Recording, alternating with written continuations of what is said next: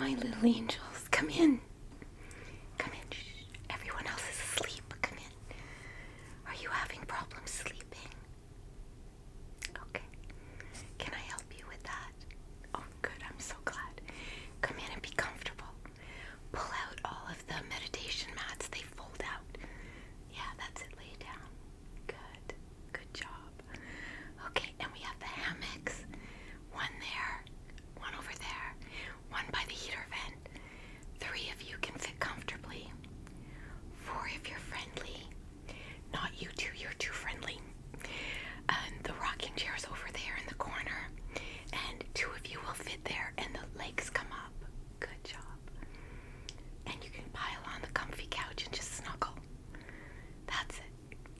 Does anyone need any blankets? I have some lovely throws. Okay, they're in a pile right there.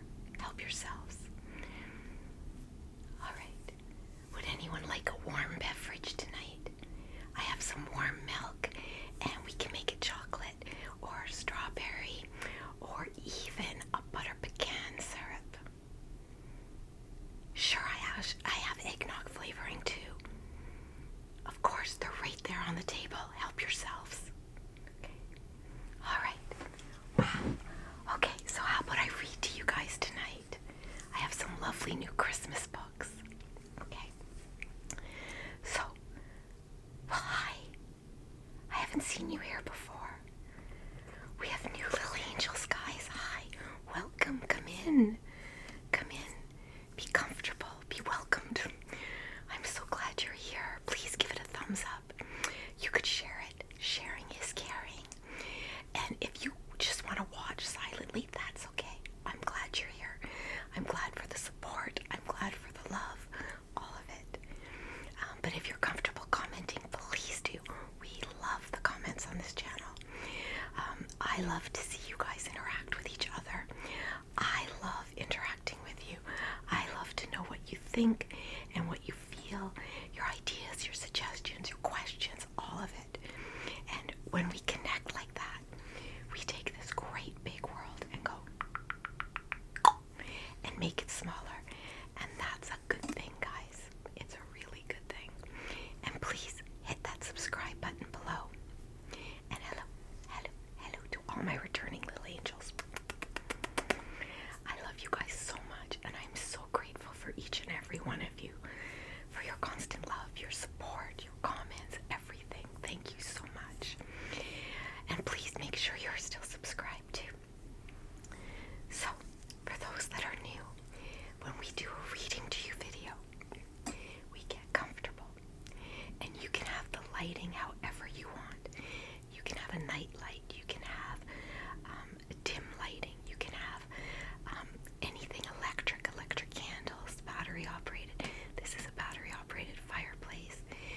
The only rule is no lit candles. Not when you're trying to sleep. That's dangerous. And you guys are far too important to me. Okay? Thank you. And because I read to you in books that don't have illustrations, you don't even have to keep your eyes open. You can wear a sleep mask if you want. And what we'll do first is some breathing exercise. It's called box breathing. And we've been doing this for a while on my channel. The idea is that our brain is the command central, and it's going to send the message to the rest of our body that it is time to slow down and to rest. And we're going to do that by taking a deep breath through our nose for a count of 4.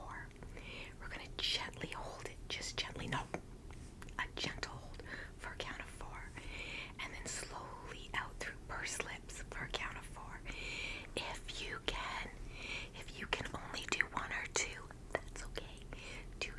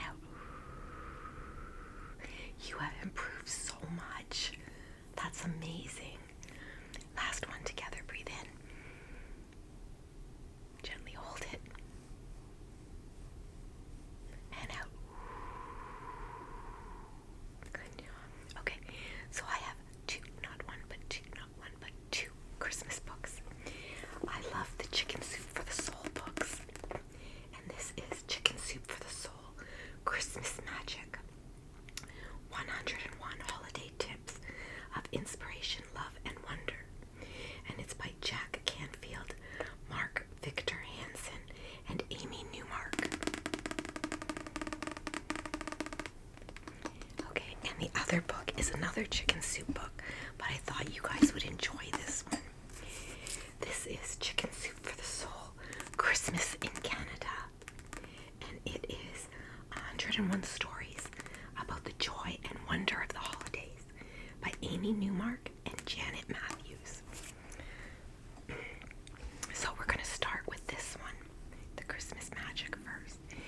Now, for those that are new, I never choose the stories ahead of time. I'm not preaching, but I have very strong faith, and I believe that when I open this book, it will land on a story that one of you, or even me, needs to hear tonight. If it's you, let me know, okay? Are you ready? Okay. Close your eyes. Okay. Oh, before you do you like my new glasses? They're very chic, aren't they? It's very different for me, but I like them. Okay, so I'm just gonna open this up. The Griswold House. How appropriate. Okay, and they always start with a quotation. And this quotation is from Harland Miller. I wish we could put up some of the Christmas spirit in jars and open just a jar of it every month. Me too. Every Christmas season for the past 15 years, my elderly neighbor, Mr. Jones, who's around the corner and down the street, begins putting up elaborate Christmas decorations approximately 3 weeks before Thanksgiving. As a moderate myself, I'd always thought that the amount of time and labor this extensive project took was absurd. And to begin exhibiting all this holiday cheer so early, well, that made it seem even more absurd. I couldn't imagine why anyone would want to haul out thousands of strands of colored lights, puffy garlanded wreaths, and decorated trees for every window. An illuminated choir of carolers lined up along the driveway, actually singing a full, robust repertoire of musical seasonal favorites. A life-size nativity scene in the center of the yard, which included several plastic animals, a heralding angel hovering beside a huge Star of Bethlehem, with the 3 wise men hunkered worshipfully near the Holy Family, and a Santa's workshop stretched along one side of the house, complete with a motorized assembly line featuring a myriad of miniature elves working their cheery little heart outs to produce an immense pile of glowing packages at the end of a conveyor belt. All of this seemed like major overkill to me, especially for a man who was so obviously past his prime. And I couldn't help but groan when I thought of poor old Mr. Jones having to haul all this junk down again eventually and find a place to store it until this time next year. Scrooge-like, I always chuckled as I passed by the elaborate army every morning on my power walk. I'd labeled the Joneses' place the Griswold House, after the movie National Lampoon's Christmas Vacation. You know, the one with Chevy Chase. Want to find my house, I'd say to my own holiday guests? Turn left at the Griswold House. You can't miss it. Yet, as festive as the Griswold House was, this year I harbored lonely, desperate feelings as I walked by each morning. The magic that came alive at night, depressingly drab and lifeless during daylight hours.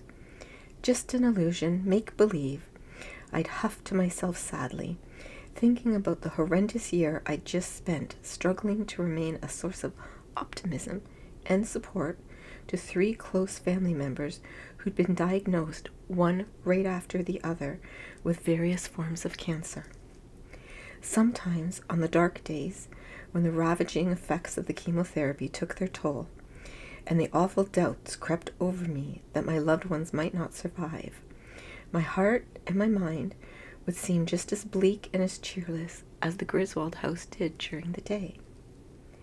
One evening, while driving home a couple of weeks before Christmas, I was in a particularly gloomy frame of mind. My daughter-in-law Amy, who had had a particularly difficult day battling her disease, and I'd spent the long hours of her misery just simply being there for her, feeling impotent and desperate that I couldn't make any of her pain go away. Multiply Amy's misery by 3. What did anything about Christmas matter when my mother, my niece, and my daughter-in-law were so badly suffering? Today, Amy's battle in particular seemed hopeless. Weary and depressed, I eased my car along the snowy streets, making my way to home. Turn left at the Griswold house, I mumbled to myself. The left turn still several blocks away.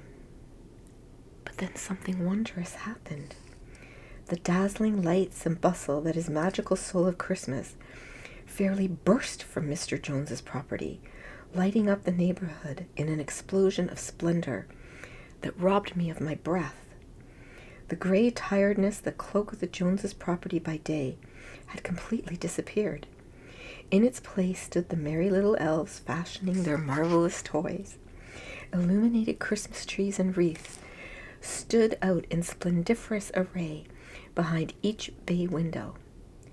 What seemed like mile upon mile of tiny, colorful lights flooded the roof and roared in joyous rivulets down the side of the house. Hearing music, I slowed the car and rolled down my window. The line of the carolers were just starting Silent Night, which just happened to be my all-time favorite Christmas carol. My eyes fell upon the Holy Family as flakes of snow fell quietly, reverently, upon the straw-strewn creche. My heart all of a sudden filled with such awe and reverence, I could barely contain my emotion. Here before my broken heart, arrayed like a glowing crowd of answered prayers, stood the true meaning of Christmas. And lo, the angel of the Lord said unto them, Fear not, for behold, I bring you good tidings of great joy, which shall be to all people. For unto you is born this day in the city of David a Savior, which is Christ the Lord. And Jesus said, The Spirit of the Lord God has anointed me to preach good tidings. He hath sent me to bind up the brokenhearted, to proclaim liberty to the captives, to comfort those who mourn, to give unto them beauty for ashes, the oil of joy for mourning, the garment of praise for the spirit of heaviness. I did not chuckle as I walked by the Griswold house any more, nor do I poke fun at Mr. Jones's yearly labors of love as he so diligently works to ready his home for the holiday season. Mr. Jones is my hero. I do it for the kids, he told me lamely once, looking baffled that I should not readily understand his motivations. Well, Mr. Jones, I understand now, and it isn't just for the children that you labor so hard every year. You do it because you want to proclaim to hurting people like me everywhere the astonishing meaning of Jesus' birth. You do it because you understand that even in our darkest of nights, the star of Bethlehem shines bright, pointing the way to hope and healing and promise. You do it for people just like me, who need to be reminded that we can all strive just a little bit harder to become the magic that transforms another sorrow into joy. God bless you, Mr. Jones, and God bless the Griswold house. And that's by Paula L. Salici. That's a good reminder. Okay, oh, I see we have a few already out. Okay, good. Let's try Christmas in Canada, shall we? Okay. All right. So, let's just open it up. On Guard. And the quotation at the beginning is by Peter Zowski. With my own kids grown to sophistication and to sleeping in, I need someone around me who believes in Santa Claus and who thinks that anyone still in bed at Christmas dawn has wasted half the day. Me, that's me. You can ask for me. Some years ago, my brother's 2 boys came to stay with us for Christmas. Despite the fact that his birthday was not until May, the older boy, Nick, was very happy to announce that he was almost 6, and his younger brother, Chad, was almost 4. On the long wall of our living room was a large open fireplace with a pine mantel. On Christmas Eve, our family of 2 boys and a girl, along with these extra 2 cousins, gathered beside the hearth to participate in Christmas traditions. The younger 3 children were piled on my husband's knee as he read The Night Before Christmas. The older 2 were taking turns jiggling the popcorn in the only used once a year vintage popper with the sliding lid, and trying valiantly not to let an errant flame leap from the fire onto our treat. The story over, the buttered popcorn eaten, and Santa's milk and cookies placed on a small table beside the tree, each of us hung up one of my husband's socks on the pine mantel, and 5 children headed out for bed. 3 steps out, however, Nicholas stopped. "The fire," he said in alarm. "When Santa comes down the chimney, he'll be burned." No, I said. "It'll go out. By the time he gets here, it will be completely cold." "Are you sure?" "Absolutely, Nick. Don't worry," I said, and attempted to move him along to bed. "But that little table there," he said, pointing to the grate open from which we built the blaze. "How will he get past there? There's no room. We need to take it out." We had left the milk and cookies for Santa, so why not accommodate him and remove the ash-encrusted grate? It seemed obvious enough.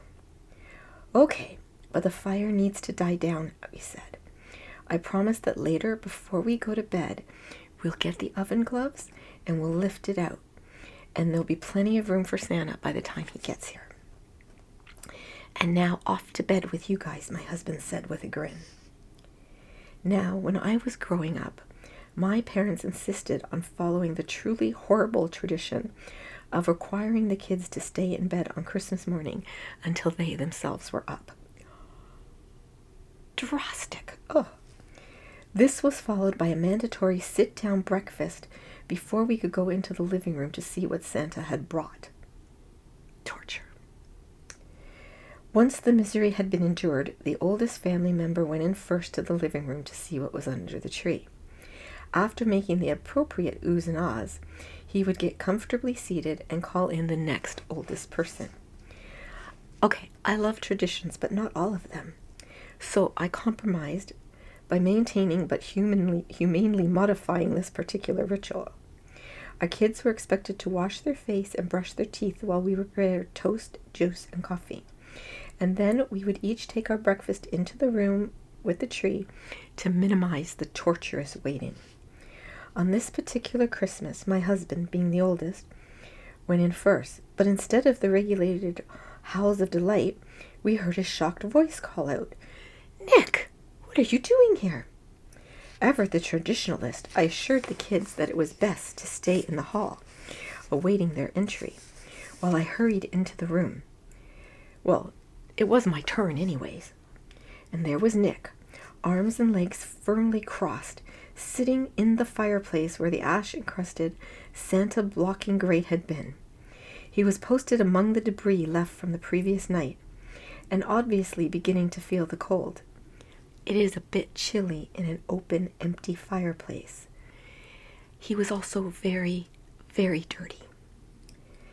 It seems that because of the time he had been required to wait, Nick, who's very energetic, had slipped unseen into the living room some time earlier. A quick peek wouldn't hurt anything, he figured. Impressed with the array of gifts and seeing how many there were with his name, he had been stricken with the words from his popular Christmas song about Santa Claus coming to town, and knowing who's been naughty or nice. Nick suddenly realized he may not have been entirely nice all year, and was in fact guilty of a few naughty incidents. Fearful that should Santa decide to check his list again, he would discover that a grave error had occurred in the delivery of these wonderful Christmas gifts to Nicholas Wiley, and return down the chimney to take them back. As a result, he placed himself in the fireplace to guard against a possibility and to fend off Santa. And that's by Robin Gerland from Chemanis, British Columbia. I see most of you are asleep.